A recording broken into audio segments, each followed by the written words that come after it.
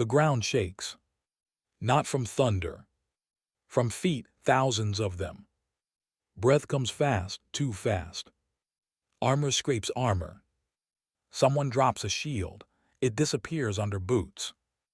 Voices collide, orders overlap. No one knows which command came first, or which one matters now. Dust fills the air, you can taste it. Your mouth is dry, your hands are slick. The sun burns, but it offers no warmth. A scream cuts through the noise, then another. Then silence. The kind that doesn't feel empty. The kind that feels wrong. You try to look left. You can't. Too many bodies, too much movement. Something is happening ahead.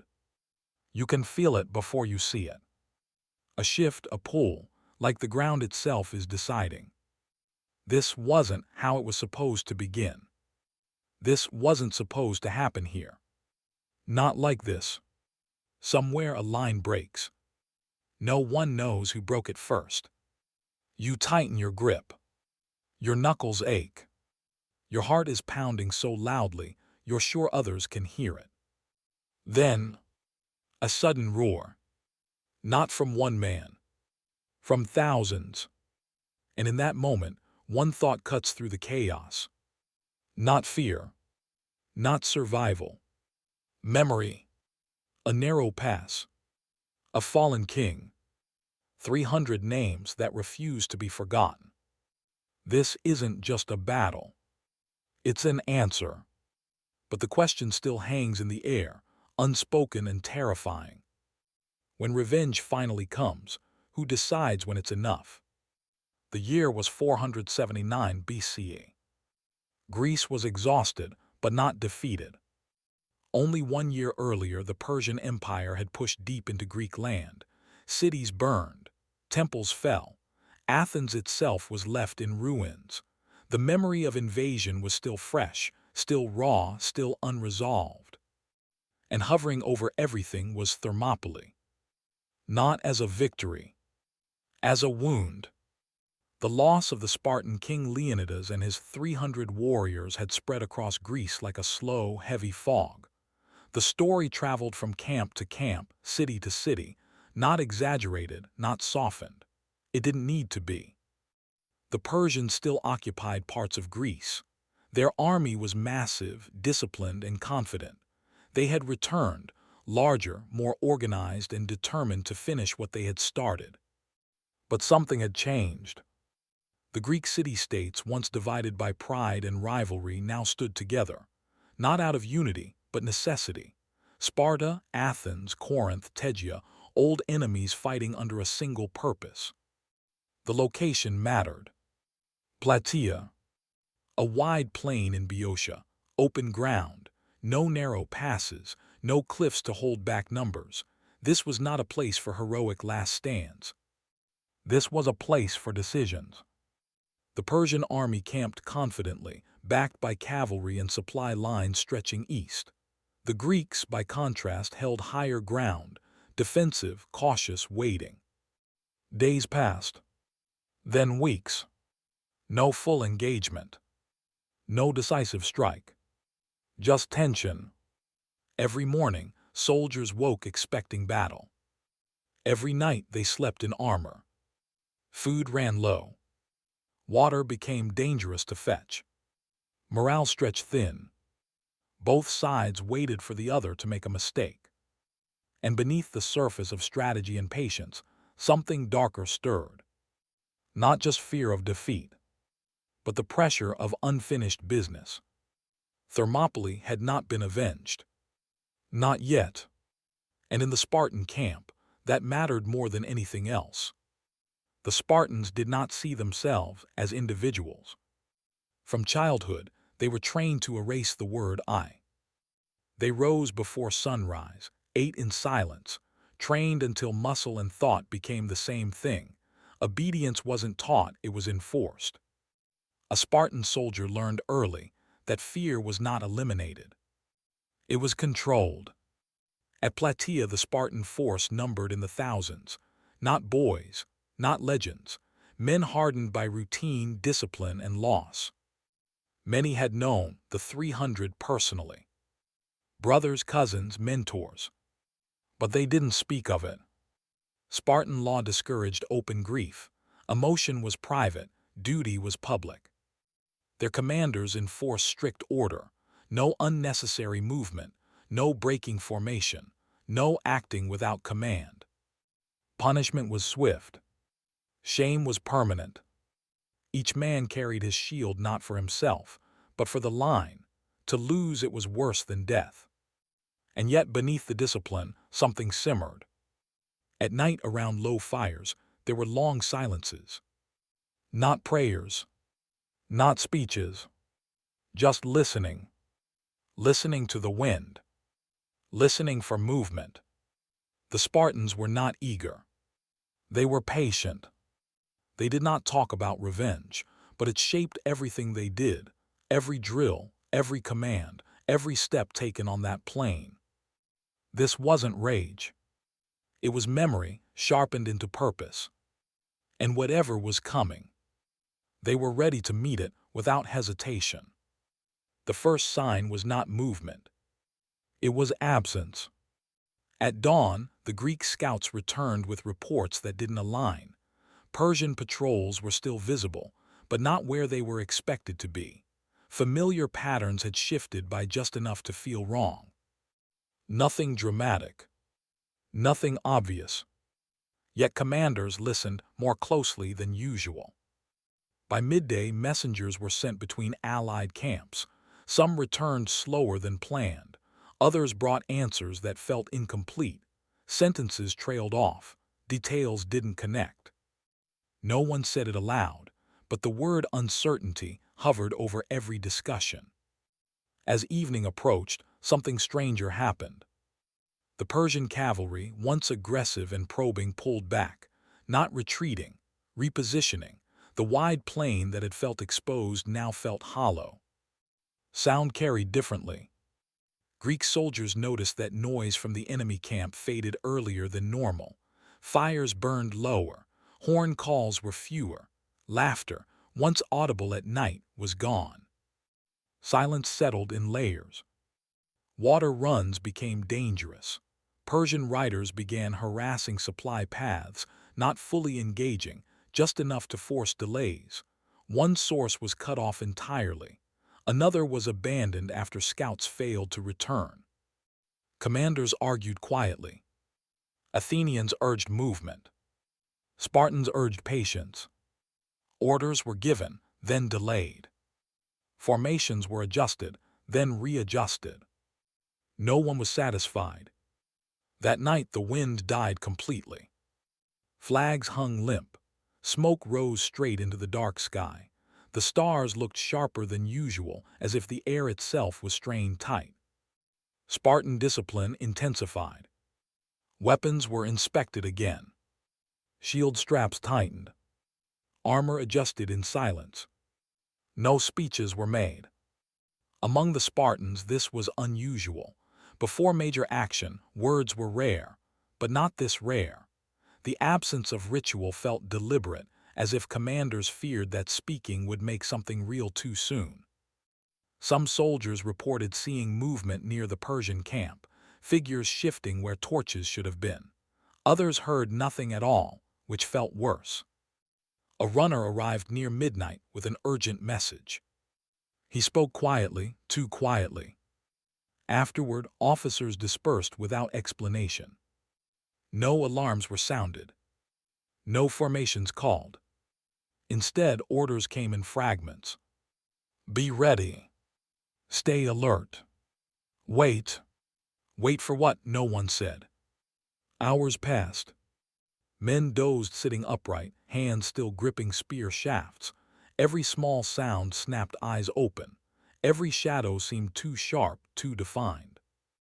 Just before dawn, a strange calm took hold. Birds did not stir. Insects were silent. Even the horses stood restless, shifting their weight. Veteran soldiers, men who had fought before, recognized the feeling immediately. This was not peace. This was a pause. and pauses they knew never lasted. When the first light finally touched the plain of Plataea, nothing had changed. And yet everything felt different. Something was about to move. Something was about to break. But no one could say when or from which direction. And that uncertainty was the most dangerous sign of all. It began without warning. No horn, no signal, no dramatic command. Just movement. At first, it was so slight that many didn't register it as danger. A ripple at the edge of the plain, dust lifting where there had been none moments earlier, shapes shifting in the distance, half hidden by the low morning light. Then sound arrived. Not a roar. Not shouting. Footsteps. Thousands of them. The Spartans felt it through the ground before they fully saw it. A vibration beneath leather soles and packed earth. A deep, uneven rhythm that grew heavier with every breath. Orders came fast, too fast. Short commands, hand signals, urgent corrections. Lines tightened, shields locked, spears angled forward. The world narrowed. Vision tunneled to the space ahead. Peripheral noise blurred into a dull roar. Each man focused on the back of the shield in front of him, the shoulder beside him, the pressure of the formation holding. Then the distance vanished. Contact. Not a single impact, but a series of crushing collisions, staggered and uneven. Shields slammed together. The air filled with dust, breath, and the scrape of bronze on bronze. The line held. For a moment. Then pressure increased. Not chaotic pressure, organized, relentless force. The Persians surged forward in waves, testing, probing, pushing. The Spartans responded the only way they knew how: step, brace, hold. No shouting. No celebration. Just work. Somewhere along the line, a gap almost opened. A stumble. A shield knocked loose. Two men shifted to compensate. Another stepped in without being told. The formation sealed again. Time became distorted. Seconds stretched, minutes vanished. Sound came in fragments, metal striking wood, short grunts, breath forced out under impact. Orders were repeated, passed down the line, swallowed by noise. The dust grew thicker, vision shrank to silhouettes and movement. Then something changed. A subtle shift, but unmistakable. The resistance ahead weakened, not collapsed, not fled, just gave. The Spartan line advanced instinctively. One step, then another. The pressure reversed. Now it was the Persians being pushed, their formations bending under sustained force.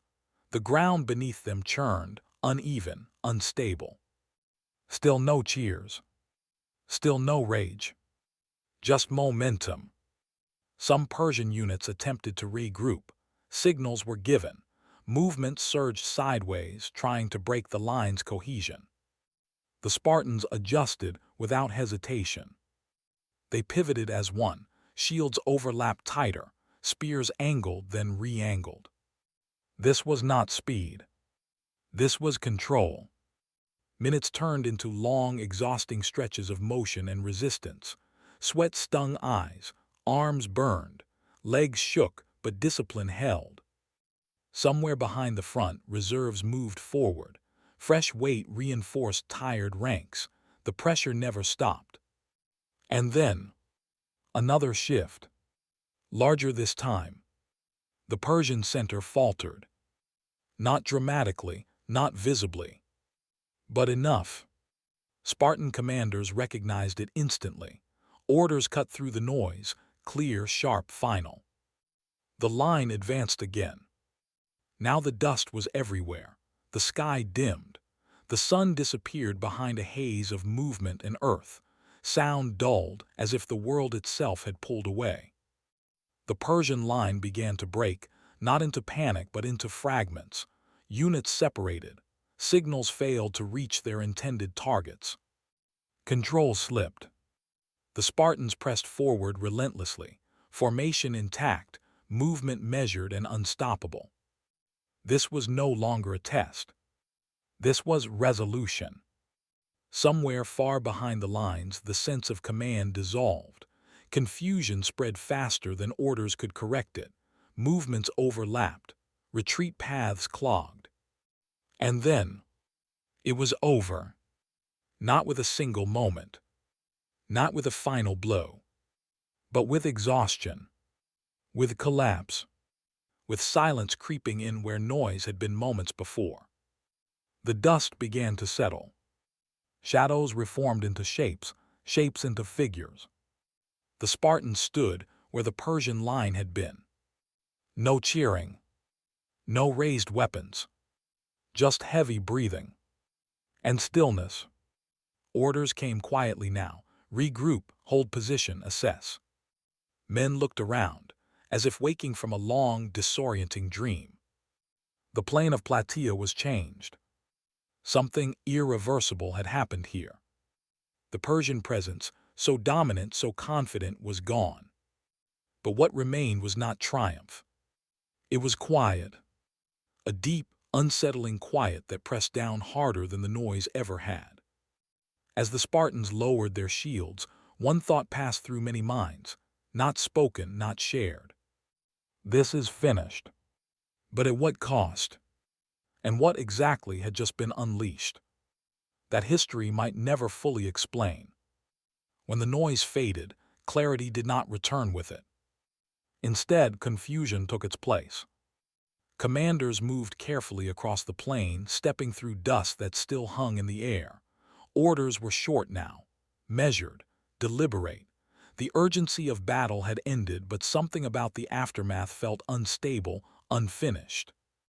The first task was accounting. Units were called forward one by one. Numbers were checked, shields counted, names spoken aloud. Some answered, some did not. At first, no one panicked.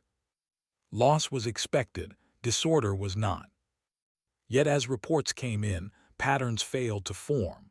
Some units reported heavy resistance where others described almost none. Timelines overlapped strangely. Certain movements could not be confirmed by any witness. Messengers were sent between allied commanders, Spartan, Athenian, Tegean. Their notes disagreed on key details. Who advanced first? Which signal triggered the push? Where exactly did the Persian line break? No two accounts matched perfectly. Scouts were dispatched toward the former Persian camp. What they found raised more questions than answers. Supplies had been abandoned in haste, but not chaos. Tents were partially collapsed, not destroyed. Equipment lay where it had been dropped, suggesting a withdrawal that began organized and ended abruptly. Some areas showed signs of rapid movement. Others were eerily untouched. There was no single point that explained everything. Interrogations followed. Captured Persian soldiers were questioned separately. Their answers conflicted not only with Greek reports, but with each other. Some described orders that never came. Others spoke of confusion among commanders, of signals misunderstood or ignored. A few mentioned moments where control simply disappeared. Greek officers noted these responses, but did not press too hard. Official summaries were drafted, then revised, then shortened. Certain details were removed entirely. The Spartans, in particular, were silent. They provided what was required: numbers, formations, outcomes, but nothing more. When pressed for specifics, their answers were precise but narrow, never extending beyond necessity. Athenians noticed this. So did historians who came later. Records from Plataea survive, but unevenly. Some sections are detailed to the minute, others leap forward abruptly, skipping crucial transitions. It is as if the moment the Persian collapse began. The record itself hesitated. Some names appear only once, then vanish. Some actions are implied, never described. Later writers filled gaps with interpretation. Poets framed the battle as inevitable. Strategists simplified it into clean maneuvers and clear victories. But the original reports suggest discomfort. Why were certain events never elaborated? Why did no single commander claim full credit? Why did accounts avoid describing the exact turning point? One explanation is practical. Battle is chaos, memory unreliable. Another is more troubling. That what happened in those crucial moments did not align with the image Greece wished to preserve. Plataea was meant to be a triumph of unity, a moral victory, the clean end of invasion, not a story complicated by ambiguity. So the investigation quietly ended. The battlefield was cleared, the dead honored, the war declared finished, and the unanswered questions were left behind on the plain. Because sometimes uncertainty is easier to live with than the truth. And sometimes history chooses silence on purpose. When official accounts fall silent, theories take their place. Plataea is no exception. Over time, historians, military analysts, and later writers noticed that while the outcome of the battle was clear, the decisive moment was not. What followed was not a single explanation, but several competing interpretations, each plausible, each incomplete. The first theory is the most conventional. It argues that the Persian defeat was purely military. Their cavalry failed to dominate the terrain. Supply lines were disrupted.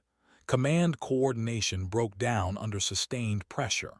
The Greek hoplite formation, dense, disciplined, and defensive, simply outlasted a numerically superior force. In this view, Plataea was inevitable. The Persians were stretched too far from home. Their leadership structure depended on rapid communication across large formations. Once that structure bent, it snapped. Supporters of this theory point to the terrain, the Greek high ground positioning, and the cohesion of Spartan-led forces as sufficient explanations. Yet this theory struggles with one problem. If the collapse was predictable and strategic, why do the records avoid describing the exact moment it occurred? Battles decided by clear maneuvers are usually documented in detail. At Plataea, that clarity is missing. Which leads to the second theory. This interpretation shifts focus inward. According to this view, the Persian army did not lose primarily to Greek force, but to internal failure. Conflicting orders, rivalry among commanders, and uncertainty at the top created hesitation at a critical moment.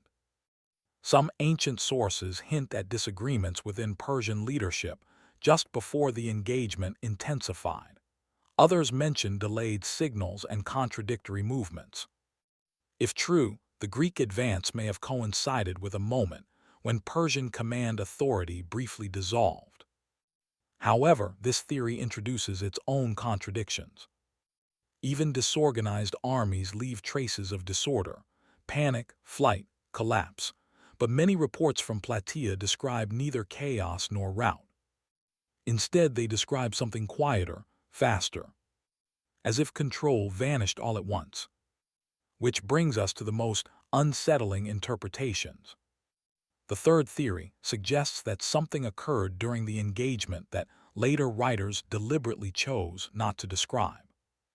Not because it was ineffective, but because it complicated the narrative. This theory proposes that once the Persian line faltered, the engagement escalated beyond planned parameters.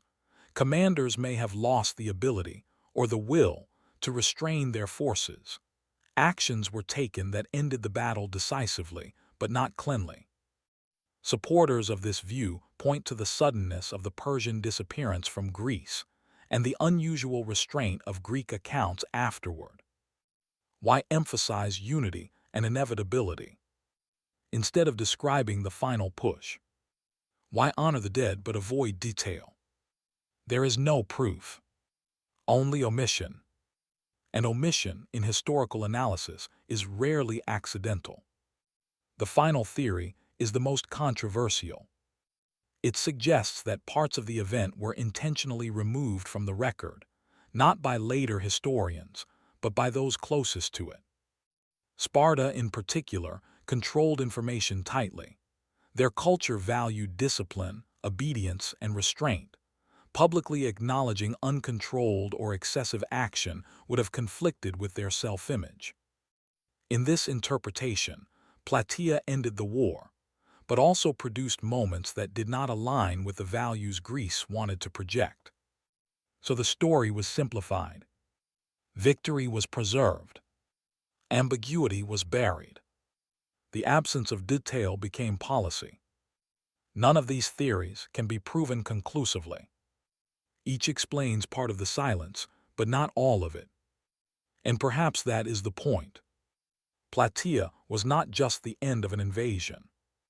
It was the moment history chose certainty over completeness. What truly tipped the balance may never be known. And maybe the people who knew decided it was better that way. The plain of Plataea eventually grew quiet again. Grass returned. Paths faded. The dust settled into the soil. To history, the battle became a clean ending, a final chapter, a victory that closed the Persian invasion and secured Greece's survival. But endings are rarely as neat as they appear. The ancient world remembered Plataea as a triumph of discipline and unity. It spoke of strategy, courage, and resolve. It honored names, raised monuments, and moved on. Yet between those lines, something was left unsaid. The decisive moment, the instant when everything changed, remained strangely hollow, not debated, not celebrated, simply absent. Perhaps the truth was too complex. Perhaps it was too uncomfortable. Or perhaps those who survived understood that some victories demand silence as their price. Sparta returned to order. Athens returned to rebuilding. Greece entered a new age, stronger, confident, and free. But history, when examined closely, still hesitates at Plataea. It slows down. It skips. It looks away. And that hesitation matters, because it reminds us that what we inherit as history is not always the full story, only the version that endured scrutiny, pride, and time. Some truths are lost by accident. Others are buried on purpose. So the question remains, not about who won or how many fought, but about what was never written down. What really ended the war at Plataea? Backhand index pointing down. Share your theory in the comments. Your ideas help uncover what history left behind. If stories like this change how you see the past, like the video. Bell and subscribe with the bell on, because the next modern hidden history story goes even deeper and even darker. History remembers victory, but silence remembers everything else.